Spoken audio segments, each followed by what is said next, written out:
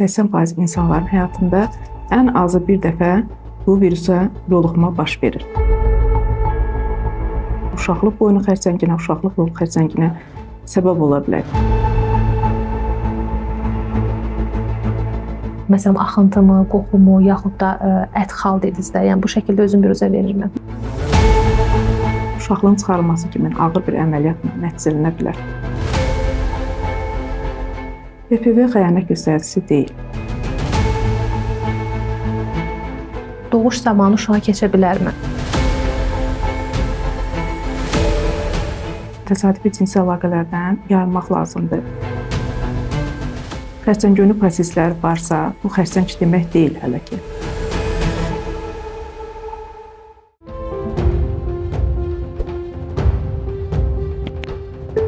Hər birinizi xoş gördük, dəyərli dostlar, dəyərli izləyicilər. Bugün dünyada cinsi yolla keçən, insanlar arasında ən çox yayılan viruslardan biri olan HPV, yəni insan papilloma virusu haqqında danışacağıq. Nədir bu virus və bu virus insanlara necə keçir? Bugün bu virusla bağlı sizi maraqlandıran bütün suallara müsahibəmizdə cavab tapacaqsınız. Studiyamızın qonağı ginekoloq Leyla xanım Məmmədlidir. Xoş gördük. Xoş gördük Xeyla xanım. Necəsiz? Təşəkkür edirəm ki, siz məni dəvət etmisiniz və bu aktual mövzu haqqında məndən müsahibə götürürsünüz.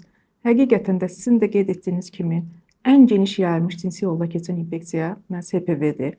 Yəni xalq arasında HPV deyildiyinə görə mən də bu şəkildə ifadə edirəm. Yəni human papilloma virusu və yaxud da insan papilloma virusu adlanır və insanların demək olar ki, 80% insanların həyatında ən azı bir dəfə bu virusa yoluxma baş verir. Lakin hər kəsdə əlbəttə ki, xəstəlik törətmir. Bu xəstəliyin əlamətləri, virusun əlamətləri nələrdir?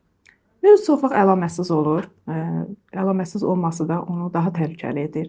Mütləq skrining üsulları, yəni mütəmadi müayinələrdən keçmək lazımdır ki, HPV-nin sizdə olub-olmamasını, yəni insanlarda olub-olmamasını aşkarlamaq mümkün olsun. Bəs Leyla xanım, insan papilloma virusu təhlükəli bir xəstəlikdirmi?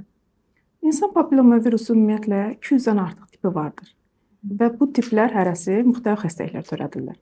Biz bugün əsasən, mən ginekoloq olduğuma görə ginekoloji xəstəliklər haqqında danışacağam. Belə ki, bəzi tipləri genital ziyillərə, kondiloma dediyimiz genital ziyillərə səbəb olsa da, bəzi tipləri isə daha ciddi patologiyalara, yəni uşaqlıq boynu xərçənginə, uşaqlıq yolu xərçənginə səbəb ola bilər. Yəni bu da çox ağır bir haldır. Ona görə də yəni skriningin əhəmiyyəti bir daha burada üzə çıxır ki, skrining, yəni vaxtında müayinələrin aparılması çox əhəmiyyətlidir. Bəs qadında papilloma virusunun əlamətləri hansılardır? Hansısa bir məsələn axıntımı, qoxumu, yaxud da ət-xal dedinizdə, yəni bu şəkildə özüm biruzə verirmi? Qeyd etdiyim kimi çox vaxt əlamətlər olmur. Lakin əgər əlamətlər bəzən ola da bilər, yəni siz qeyd etdiyiniz kimi axıntı, yəni axıntı normalda qadınlarda olmalıdır, lakin axıntının xarakteri dəyişilibsə, yəni rəngi dəyişilibsə, iyi dəyişilibsə, onda diqqət etmək lazımdır. Bəzən qaşınma, yanma kimi hisslər əmələ gələ bilər. Gözlə görünən isə bəzən genital ziyillər olur, kondilomalar olur. Bunları gözlə görmək də mümkündür.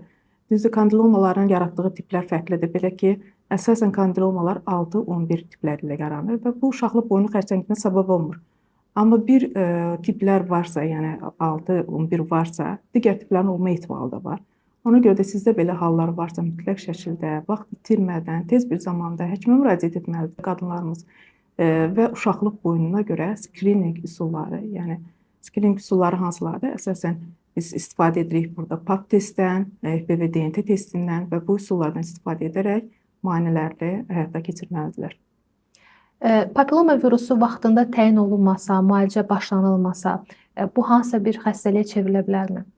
Mən əlbəttə qeyd etdiyim kimi yüngül hallarla yanaşı, yəni genital ziyilləri biz yüngül bir ginekoloji xəstəliklər hesab edirik, çünki onlar sonradan xərçəngə çevrilə bilmir. Lakin ağır hallar da əlbəttə var. Bu da uşaqlıq boynu xərçəngidir. Uşaqlıq boynu xərçəngi hətta qadın həyatının itirilməsinə səbəb ola bilər. Ona görə də vaxtında diaqnostikası çox vacibdir. Uşaqlıq boynu xərçənginə vaxtında xərçəngönü proseslər əvvəlcə baş verir. Xərçəngönü proseslər mərhələsində diaqnoz qoyulduqda və yaxud da erkən dövrdə diaqnoz qoyulduqda tamamilə müalicə olunandır və qadın həyatını xilas etmək mümkündür. Lakin gecikmiş mərhələdə isə xəstəliyi müalicə etmək çox vaxt mümkün olmur və yaxud da uşaqlığın çıxarılması kimi ağır bir əməliyyatla nəticələnə bilər. Ən ağır hallarda da əlbəttə qadın həyatının itirilməsinə səbəb ola bilər.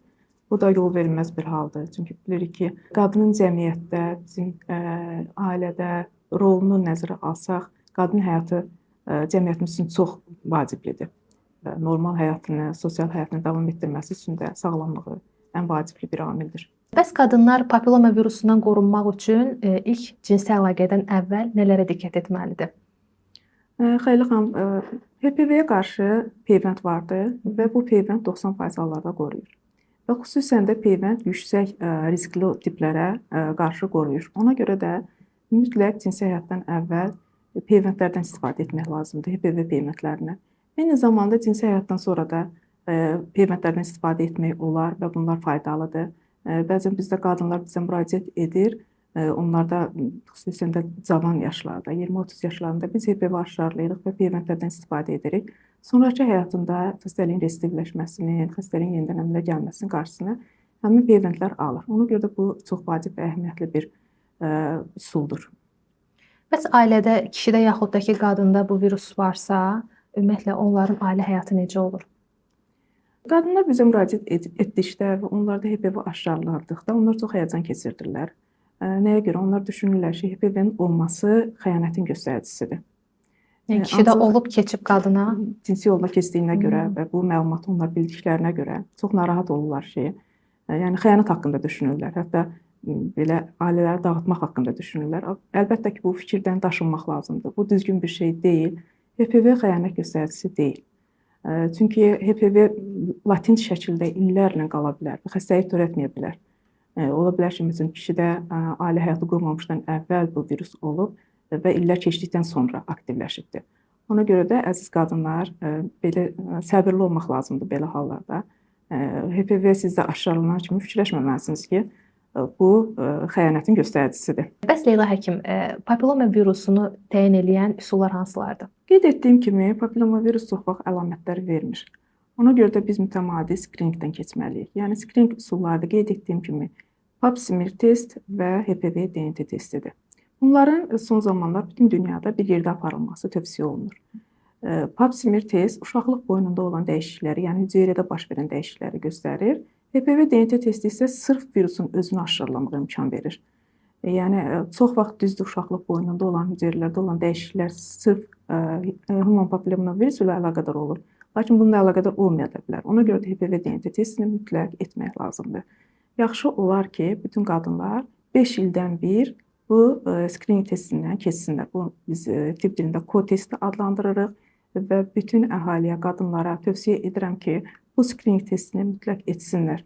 Bu onlar üçün xeyirlidir. Əgər HPV vaxtında aşkarlanarsa, yəni qeyd etdiyim kimi uşaqlıq boyunun xərçəng boynu xəstəlikləri vaxtında aşkarlanarsa, onlar çox rahatlıqla, yəni adi üsullarla müalicə olunurlar.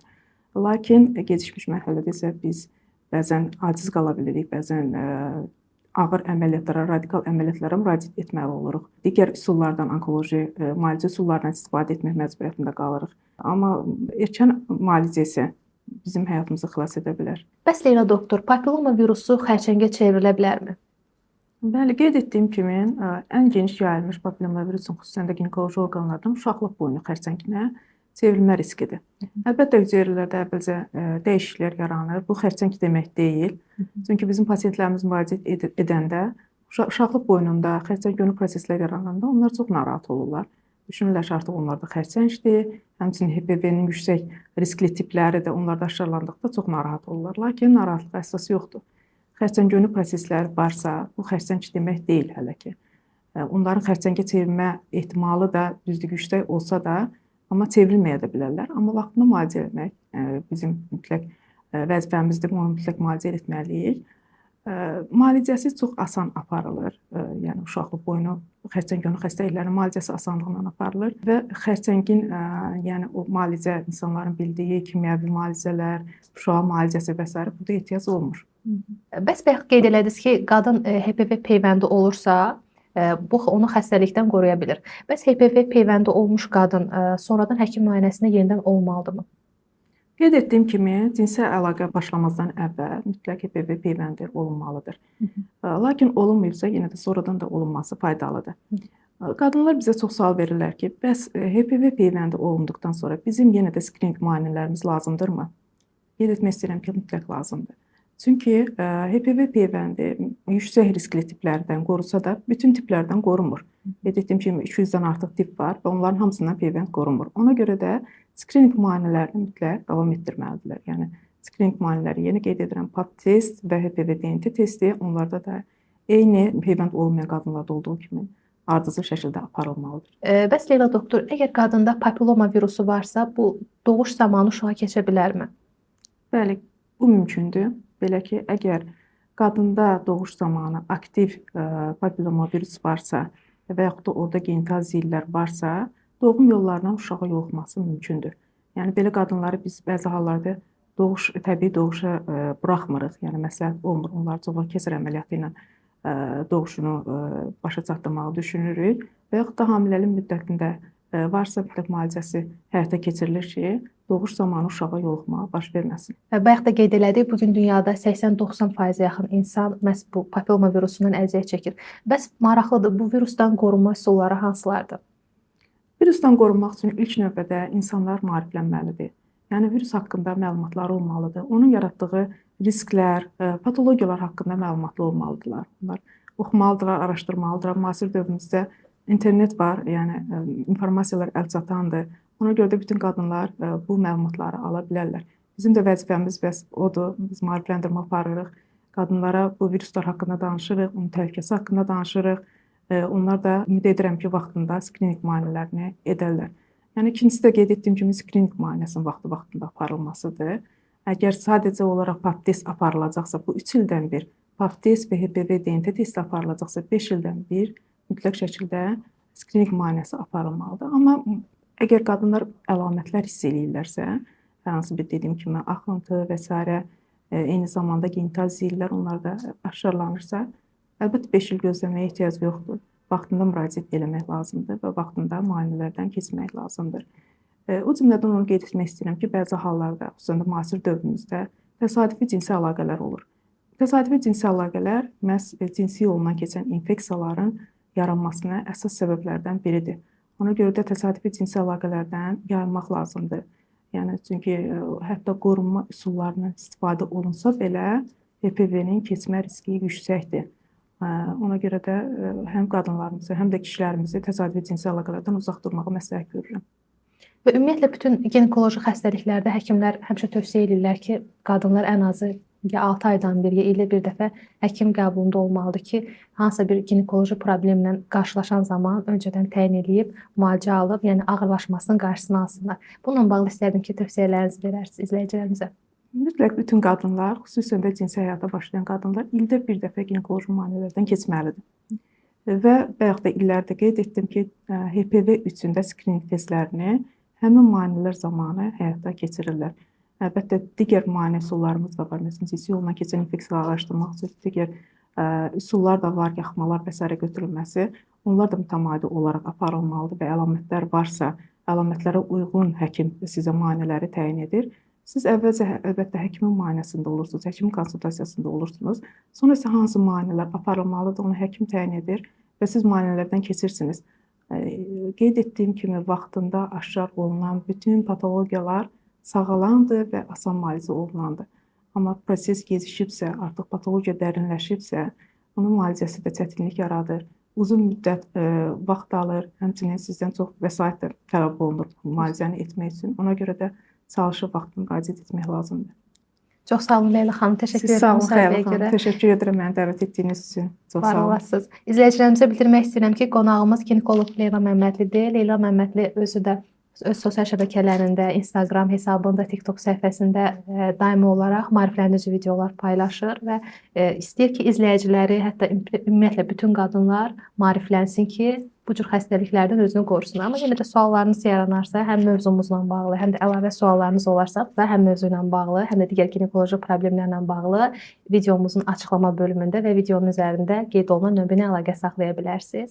Belə, məncə çox maraqlı bir müsahibə oldu, izləyicilərimiz üçün də maraqlı oldu. İnşallah yenidən başqa bir müsahibədə izləyicilərimizlə görüşərik. İnşallah, çox sağ olun, xeyirli xanım. Siz sağ olun, təşəkkür edirəm.